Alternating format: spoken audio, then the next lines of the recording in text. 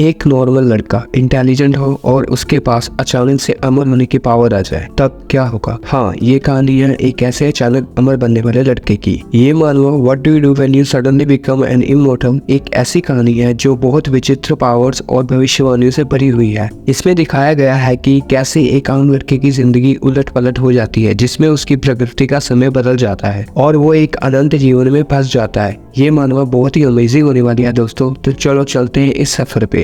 तो दोस्तों हम देखते हैं कुछ बिल्डिंग्स एंड फिर देखते हैं कि स्टोर के आगे एक लड़का अनकॉन्शियस पड़ा होता है और तब भी कुछ लड़के उसे मार रहे होते हैं। फिर एक आवाज आती है, हाँ ये तो मैं हूँ, हाँ शायद मैं तो एक सुंदर लड़की को बचा रहा था। और फिर हम देखते हैं उस लड़के की सोल हवा में होती है और वो कहता है क्या मैं मरने वाला हूँ। ये देख वो पैनिक हो जाता है और अपने उन चीजों के बारे में सोचने लगता है जो उसने अभी अपनी लाइफ में करनी थी। तभी उस लड़के की बॉडी अपने आप हिलने लगती है और वो उस मारने वालों में से एक लड़के का हाथ पकड़ लेता है और उसकी आत्मा वहाँ ये सब देख रही होती है और वो सोचता ही है कि ये कौन है मेरी बॉडी में। इतने में उसे कोई नेचुरल फोर्स अपनी तरफ खींच लेता है। फिर हम देखते हैं उस लड़के की आंखें खुलती है और ये क्या, उसकी सोच तो किसी लड़की की बॉडी में आ गई दोस्तों। और फिर वो उठता है और एक्चुअली वहाँ थोड़ा अंधेरा होता है तो वो नीचे किसी चीज से टकरा के आगे की तरफ गिर जाता है। और जब वो उठ के खड़ा होता है, खड़ी होती है लड़का, वैसे ही कितना कंफ्यूजिंग है दोस्तों। तो जब वो खड़ा होता है तो वो अपनी चेस्ट पे हाथ लगा के देखता है और कहता है ये क्या, गिरने से तो मेरी ये सोचने पड़ गई। इतने में ही थोड़ी रोशनी हो जाती है और वो मिरर में देखते ही पूरा सदमे में चल जाता है और चीख मार देता है। इतने में उसके रूम के बाहर दो लड़कियां खड़ी होती हैं, जो उनमें से एक चीख सुन के कहती है सेंटस। तभी दूसरी उसे टोकते हुए कहती है सिस्टर ये आप क्या कर रही हो। सेंटस 1 महीने से अंदर है और अपने ब्रेक थ्रू पर फोकस कर रही है। ये उनके लिए बहुत इंपॉर्टेंट समय है। और दोस्तों यहाँ पे ब्रेक थ्रू से मतलब है विकास और शक्ति के लेवल को बढ़ाना। और ये सुन वो लड़का शौक होके सोचता है सेंटस तो क्या मेरी आत्मा किसी और शरीर में आ बस गई है, वो भी इस इमॉर्टल कल्टिवेशन वर्ल्ड में। और इमॉर्टल कल्टिवेशन वर्ल्ड एक ऐसी दुनिया है जहाँ लोग अमर बनते हैं एक नई पावर्स को हासिल करते हुए। फिर वो शांति से बैठ जाता है और खुद से कहता है शांत हो जाओ लिनफेन, अगर अब तुम यहाँ आ ही गए तो क्यों ना इस दूसरे मौके का अच्छा प्रयोग किया जाए। सो मुझे यहाँ सर्वाइव करने के लिए कोई तरीका ढूंढना होगा। फिर वो कहता है सिस्टम एक्टिवेट, पर वो कहने से कुछ नहीं होता। तब वो सोचता है तो यहाँ ऐसा कोई सिस्टम नहीं है और मेरे पास इस बॉडी के उम्र की कोई पुरानी मेमोरीज भी नहीं है, मुझे तो इसका नाम तक नहीं पता। ऐसे तो वो जल्दी ही पता लगा देंगे कि सेंटर्स के साथ कुछ गड़बड़ है। सो मुझे पहले अपना पोस्चर और बोलने का तरीका सही करना होगा। इतने में लिनफेन उस लड़की के बाल सही करने का ट्राई करता है और फिर इसके बाद वो एक्टिंग करके देखता है कि लड़की कैसी दिखेगी और अलग अलग पर्सनैलिटीज एक्सपेरिमेंट करता है। जब वो गुस्से वाली एक्टिंग ट्राई करता है और आंखों की तरफ देखता है, अचानक से याद आता है कि ऐसे ही तो मेरी बॉडी की थी जब वो उन लड़कों को रोक रही थी।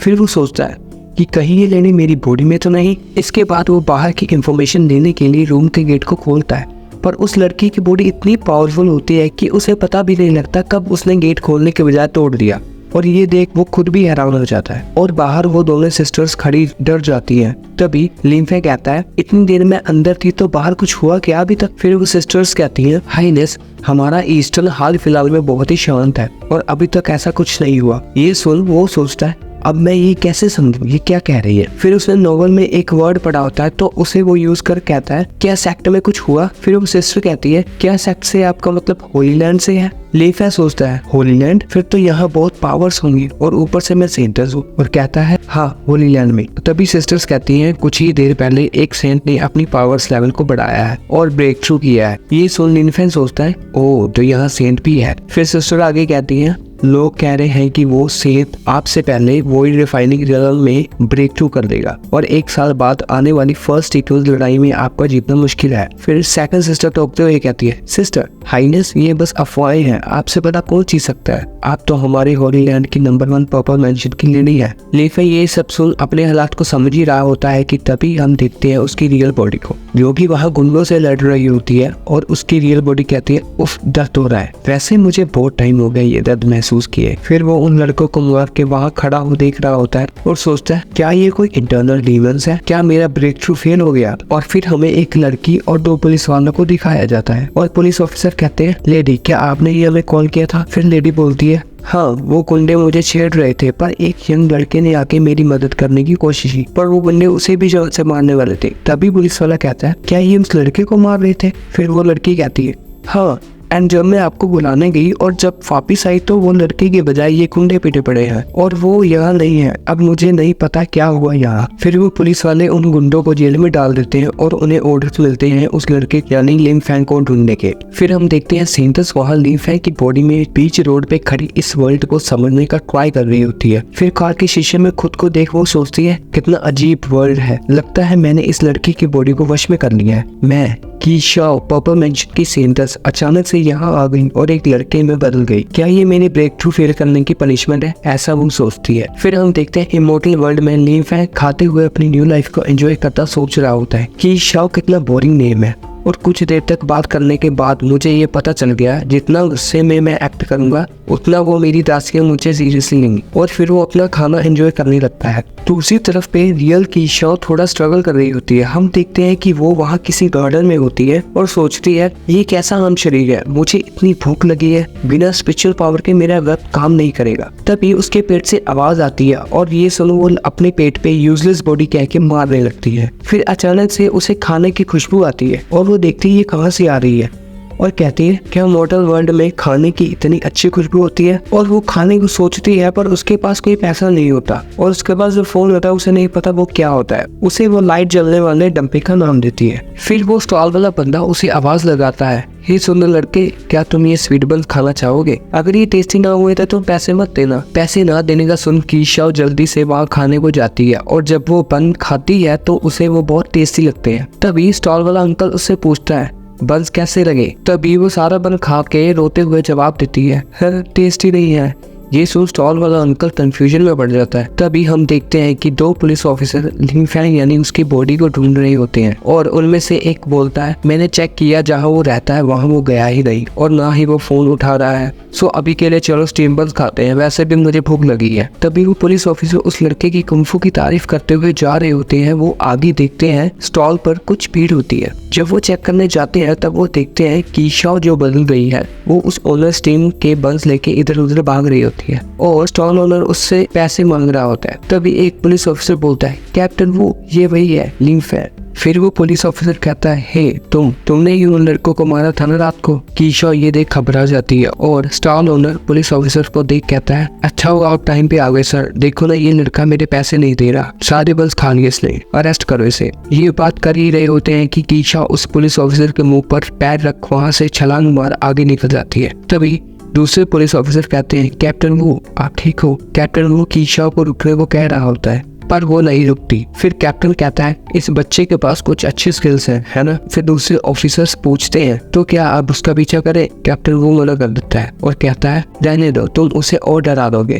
तभी हम देखते हैं इमोर्टल वर्ल्ड में लिन फैंग की दासियां आपस में कह रही होती हैं जूनियर सिस्टर तुम्हें नहीं लगता सेंडर्स कुछ दिनों से ज्यादा गुस्से वाली और डरावनी हो गई है। फिर जूनियर सिस्टर बोलती है 1 महीने से ज्यादा वो अंदर रुक के ब्रेक थ्रू कर रही थी पर ना होने की वजह से वो काफी स्ट्रेस और प्रेशर में है। तभी वहाँ से लिन फैंग गेट खोलता है। इस बार वो ध्यान से खोलता है और कहता है मुझे नहाना है सो मेरे नहाने की तैयारी करो। फिर दोनों सिस्टर नहाने की तैयारी कर देती है और हम देखते हैं कि लिन फैंग नहा रहा होता है की शाओ की बॉडी में और काफी एंजॉय करता है। दूसरी तरफ की शाओ का मॉडल वर्ल्ड में पुलिस पीछा कर रही होती है और उसे रोकने का ट्राई कर रही होती है। पुलिस ऑफिसर थका हुआ कहता है यार बच्चा काफी अच्छी तरह और देर तक भाग सकता है और ये भागते भागते खा भी रहा है। फिर की शाओ सोचती है पागल बॉडी और एनर्जी को कैसे यूज करना है, तुम्हारी इस समझ से तो तुम मुझे कभी नहीं पकड़ सकते। तभी अचानक से कुछ होता है की शाओ एंड लिन फैंग की फिर से आपस में अदला बदली हो जाती है। तभी लिन फैंग देखता है उसके पूप्स की जगह ये स्पीड बंस कहाँ से आ गए और पुलिस वाले भी उसे तभी पकड़ लेते हैं और इंटेरोगेशन के लिए उसे अरेस्ट करके पुलिस स्टेशन में बिठा देते हैं। और दूसरी तरफ की शाओ अपनी बॉडी में वापस आ जाती है और वो खुद को बाथटब में नहाते हुए पाती है। ये देख उसे समझ आती है कि जिस लड़के की बॉडी में वो थी उस लड़के की आत्मा उसकी बॉडी में थी और खुद को ऐसे बिना कपड़ों के देख वो गुस्से में आ जाती है और उससे एक पर्पल ऑरा निकलने लगता है। फिर हम देखते हैं वहाँ किसी घर पे विंडो पे बैठा बंदा ऑरा देख बोल रहा होता है जीशाओ वो बच्चा तो बहुत गुस्से में है, वैसे वही शुरुआत नहीं होगी।